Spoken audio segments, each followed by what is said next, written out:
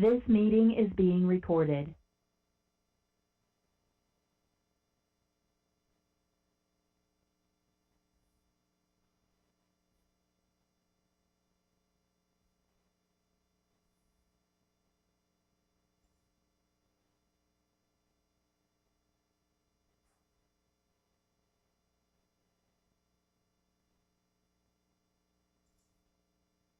All right, everyone, we are going to go ahead and get started. Thank you again for joining us today.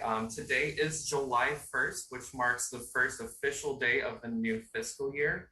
And so we've set up this press call today to just inform you all about current updates as it relates to the CJC and Workhouse, which is why we are joined both by Mayor Jones, who will be giving some brief remarks, as well as Public Safety Director Dan Isom. If you were on the last call, you're maybe familiar with this format. We will give both of them opening remarks, and then Director Isom will take questions afterwards. We do have a hard stop at 12:45, so just keep that in mind. And then when it does come to question time, please just introduce yourself with your name and your source, and that way we're all on the same page. Again, thank you all for joining us today, and I am going to turn it over to Mayor Jones to kick us off. Right. Good afternoon, everyone. Again, my name is Mayor Tishaura Jones. I use the she, her pronouns, and it's a pleasure to see you all today, at least virtually. When I took office, I made the closure of the medium security institution, commonly known as the Workhouse, a top priority for my administration. Throughout this process, the health and safety of detainees was what remains paramount. As of today, the budget for the Workhouse has been zeroed out and the facility stands empty. The budget going into effect today supports some of my priorities, including funding the Division of Supportive Reentry to reduce rates of recidivism, expanding the capacity of the Civilian Oversight Board to also oversee corrections, as well as investing in community visioning planning to repurpose the Workhouse, as well as the old police headquarters and the municipal courts buildings. But to be clear, there's still more work to be done on this issue, and it's just one portion of our plan to reimagine public safety in the city of St. Louis. First, closing the Workhouse, which is what we're discussing here today. Second, we're working with the U.S. and circuit attorneys as well as judges to get people their court dates faster, especially in the face of the COVID-19 backlog. And third, we need to limit the contact people have with our incarceration system in the first place. As someone who is involved with our current arrest and incarcerate model, the more likely after someone is involved with our current arrest and incarcerate model, they're more likely to be incarcerated again in the future. That's why we're focusing on stabilizing neighborhoods with the $80 million direct relief package from the American Rescue Plan Act proposal to prime them for equitable growth and investment down the road. My $80 million proposal contains over $11.5 million in public safety improvements like youth programming, summer jobs, and community violence interruption or intervention programs that we need to keep residents safe and engaged this summer. The White House has even encouraged jurisdictions around the country to follow our lead and funding these community violence intervention programs. And St. Louis was named to a small cohort of cities who will receive technical assistance from the White House on this issue. We could have these programs starting today, along with the vaccination clinics and economic relief, if the board president had moved quickly to get the people of St. Louis the relief they need. And despite his unwillingness to work alongside myself and the comptroller on this year's budget, I'm especially proud of its many provisions and the progress we're making to reimagine what public safety looks like in this city. With that, I'm going to turn it over to Dr. Dan Isom. Thank you all and have a great holiday weekend. Dr. Isom.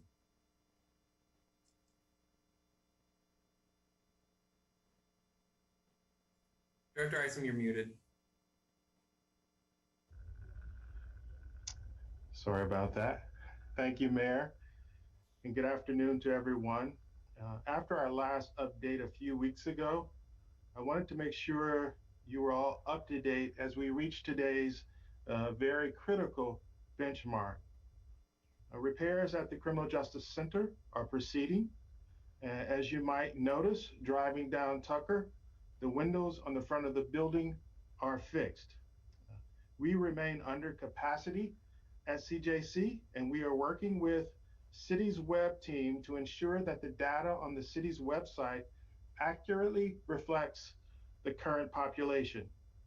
We are also identifying where federal governments are planning to send detainees on a consistent basis to help us develop a more comprehensive and concrete plan to keep them connected to their lawyers and loved ones. The staffs at the CJC and MSI have been fully consolidated. And since we last spoke 2 weeks ago, MSI has remained empty. I'd like to open it up to questions.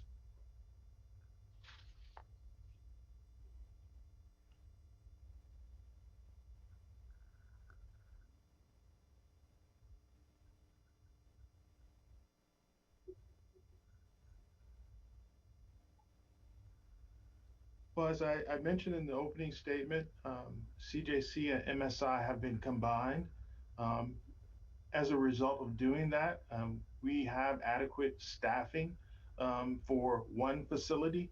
We are not at full capacity, but we are adequately staffed, and we are graduating corrections officer personnel as we speak. We have a class in. And so we feel very comfortable now that we have combined staffs that we have adequate staffing.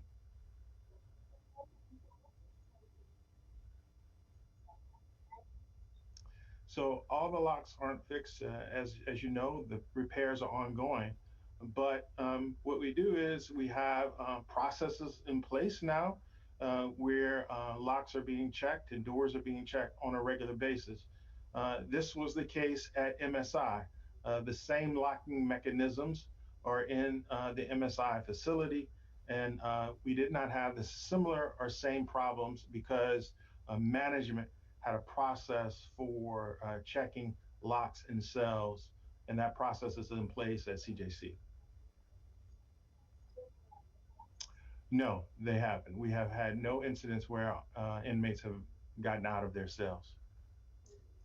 Can I chime in and ask a question? You talked about making sure the data on the city's website accurately reflects the number of inmates or detainees. We were looking, I got to check and see if this is current, but it looked like CJC was at 100% capacity at, I believe, 571. Is that not accurate? Yeah, so as you might imagine, those numbers ebb and flow very, very much because people are moving in and out on a regular basis. Our current number is 563. That's the number I got just before coming on this call. And our capacity is 658. And just to be clear then, so you're saying you're working with federal agencies to move some of the federal detainees outside of the St. Louis system so they would ideally not be part of the CJC? No, we're just trying to identify where they're going in hopes that we might have some way of assisting families with this transition, because certainly they are moving to different locations, and we want to see how we can assist families and communities with that. I just want to be clear. So how many people were at MSI when it closed? How many detainees were there? Because this has happened very fast. Yeah, there were approximately 300 detainees at MSI. And how many were at CJC when it closed? I'm not sure exactly of those figures now, now that we're past that point in time. But surely it was close to that 500 number, 500 to 600, correct? Correct. So where did all these people go? Well, there is a combination. Certainly, we've talked about it before. The federal detainees have been moved to federal facilities. We also are starting to move cases more rapidly because we're coming out of COVID. So the combination of the two have allowed us to be able to manage one facility and keep it under capacity.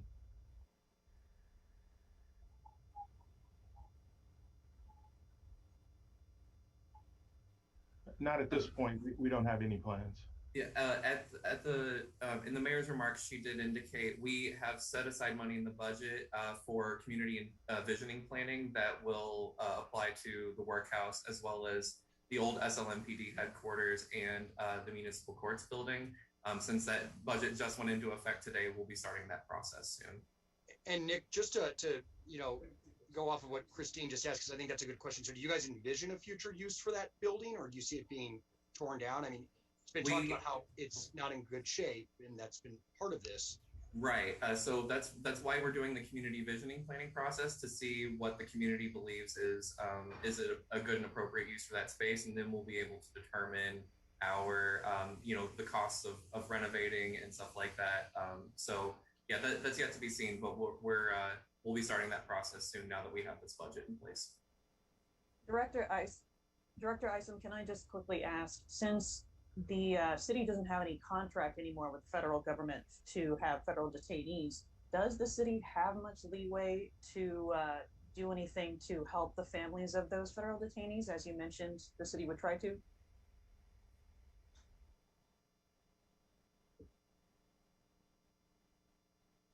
Well, I think there is a possibility.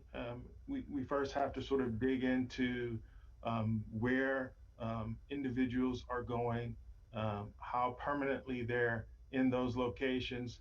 So as we talked about, I think there is a really sort of a process of investigation and then determining whether or not we can provide some assistance.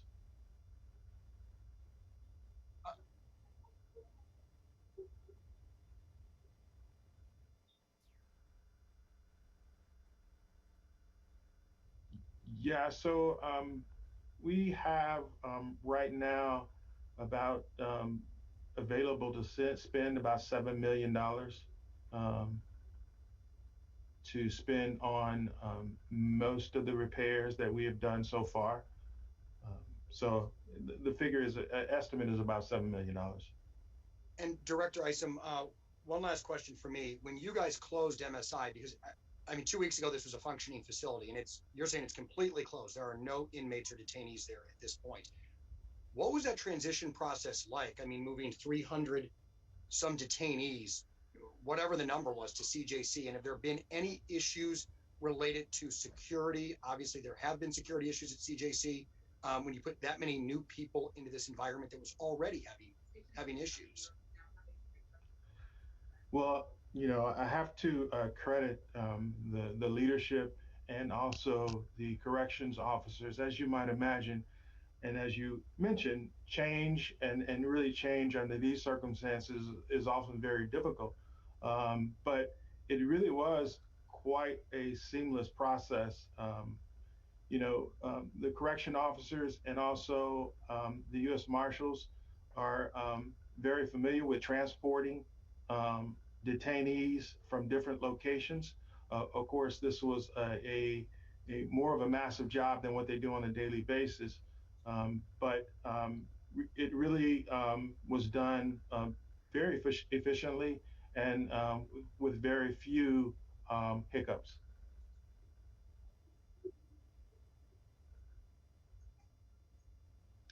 Yes, we are. We use private guards for security at the entrances to the facility, and some also for backup and support within the facility as well.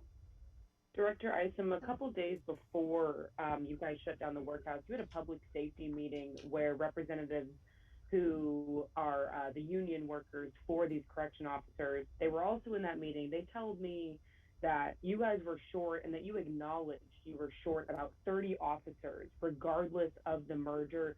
That means you're still short 30 correctional officers today. And the union is also telling me that they are, understaffed at the moment. They still need about 24 officers in the CJC. What's your response to this? Well, my response is that we were critically short when MSI and CJC were both functioning. And now that we have combined these resources, we are adequately staffed to ensure the safety of the detainees and correctional officers. Um, we are working towards hiring more people. We currently have correctional officers who are in training, and we recently graduated a cohort of correctional officers. So we are actively moving the numbers up. Um, Both have been combined. Certainly, it is challenging for people to have change that is sort of comes upon them. But I think they are starting to gel together and are comfortable with this combined effort in one facility. You say that they're For one more comfortable, but question. the union rep is telling me that they feel unsafe, dangerous conditions going to work, that they're so understaffed, and this is now after the merger. So I guess what do you have in place to ensure that these correctional officers are protected, and how can you assure that they are when union representatives themselves are saying that they don't feel safe going to work and that the conditions are not safe? Right. Well, we certainly listen to our employees and try to address the concerns that they have. But what I will say to that is that we have combined into one facility. We have more staff who are working together under one roof. We are providing training to that staff, and we are doing the repairs we need to the facility to make it even more safe. So I do understand that change is difficult for people, and there will be a transition process, but I believe we are doing everything appropriately to ensure that not only the correctional officers are safe, but the detainees are as well.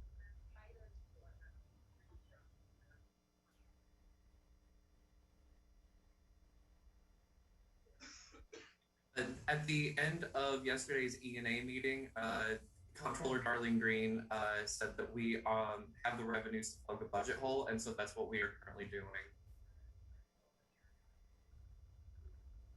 Director Isom, do you have numbers on staffing? How many you have, and what is fully staffed for the CJC?